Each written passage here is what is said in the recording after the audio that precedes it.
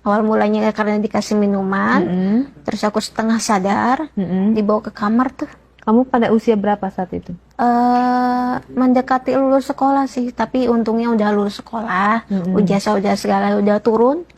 Ya, jadi aku untuk melanjutkan ke jenjang yang lebih tinggi juga masih bisa kan ya. Dan setelah itu pas aku udah di dalam kamar dengan keadaan setengah sadar, ya udah jadi apa sih, pertama kan dulu nih bibir aku kan. Nah setelah itu, setelah udah dicium bibir aku, dipeluk-pelukin ya kan.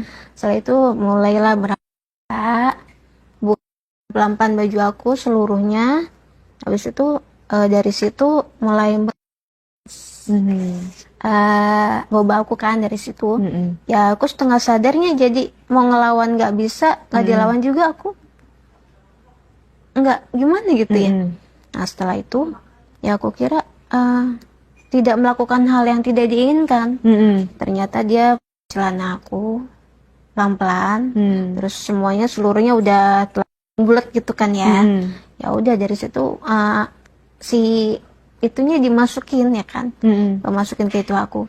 Nah kerasa di situ kan agak perih-perih gimana gitu. Ya udah jadi dia secara pemaksaan masukin terus kan, sambil gimana gitu kan gitu. Nah setelah itu setelah udah dapetin semuanya, ya udah ditinggalin aku gitu kan. Terus setelah aku sadar, aku bilang ke dia, kamu kenapa ngelakuin ini sama aku? Ya karena temen-temen aku dimarahin sama ayahnya aku, temennya dia. Oh gitu, tapi emang harus lakuin itu. Ya aku nggak terima teman aku dimarahin. Setelah itu aku cekcok segala macem, aku setengah sadar, aku pakai baju tetap lah gitu kan. Aku pulang, dan setelah itu aku nggak sadar ternyata di video aku. Nah dari situ mulailah aku diancem-ancem segala macem.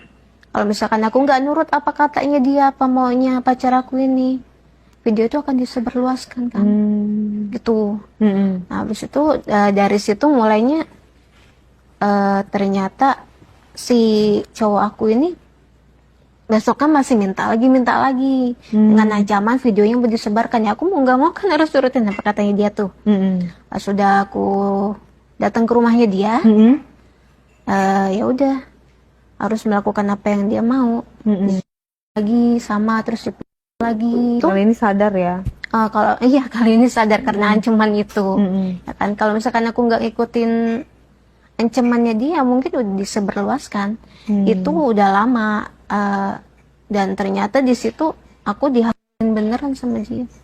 Aku kira hanya dipakai aja kan. Ternyata ya sudah kayak gitu kan, cuma setelah dihamilin beberapa bulan kemudian, ternyata kan aku 1 bulan kemudian tuh.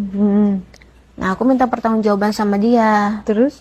Dia minta putus. Lah, terus gimana tuh anaknya? Ya mau nggak mau kan dia harus nikahin aku, cuma dia nggak mau nikahin aku harus mengikuti hawa nafsunya dia. Selama walaupun lagi Iya. Jadi kalau misalkan aku nggak mengikuti hawa nafsunya dia, ya seolah-olah aku harus menjadi cewek yang memang kayak opa seperti itu.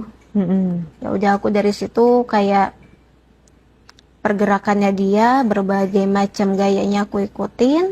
Jadi dia orangnya agak keras kepala juga sih. Kalau misalkan nggak diturutin, dia main tangan juga. Dia keras kepala. Padahal belum menikah, belum.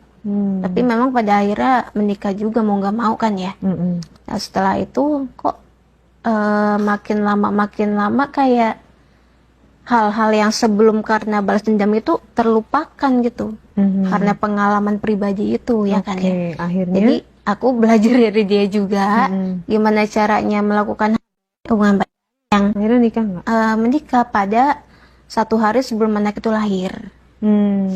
Ya aku kejar-kejar terus kan. Jadi selama itu ya aku melakukan hubungan itu terus di luar dari kedua orang tua mengetahui itu. Begitu. Jadi dari situ aku tahu caranya gimana caranya merangsang terus hawa nafsunya, terus ya segala macam kayak gitu kan ya. Mulai dari dulu terus merabu dulu gitu kan. Karena waktu itu masih polos-polos, masih sekolah, habis kelar sekolah gitu ya. Setelah itu, setelah sudah anaknya lahir, aku harus tetap ini melayani dia, tapi sudah status menikah waktu Oke. itu. Setelah aku dicerai sama mantan suami aku,